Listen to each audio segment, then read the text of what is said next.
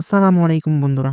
আপনার ফোনে যখন ডাটা অন করেন, তখন দেখেন এই ক্রোম ব্রাউজার থেকে বিভিন্ন আজেবাজে নোটিফিকেশন এসে আপনার ডিসপ্লেটা ভরে যায়। নিজের কাছে কিন্তু অনেক বিরক্ত অনুভব হয়। তাছাড়া Google Chrome থেকে আসা এই নোটিফিকেশন অন্য কেউ দেখলে আপনাকে অনেক খারাপ ভাবতে পারে।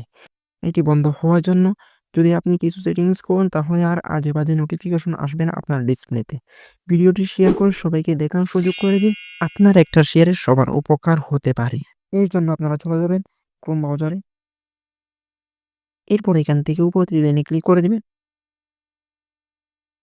এরপর এখান থেকে সেটিংস অপশনে ক্লিক করে দিবেন। এরপর এখান থেকে স্ক্রল ডাউন করবেন। এখান থেকে সাইট সেটিংস এখানে ক্লিক করে দিবেন। এরপর এখান থেকে নোটিফিকেশন এখানে ক্লিক করে দিবেন।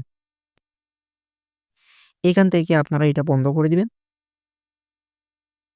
সো এটা বন্ধ করে দেওয়ার পর আপনাদের ডিসপ্লেতে আর আজেবাজে কোনো নোটিফিকেশন আসবে না।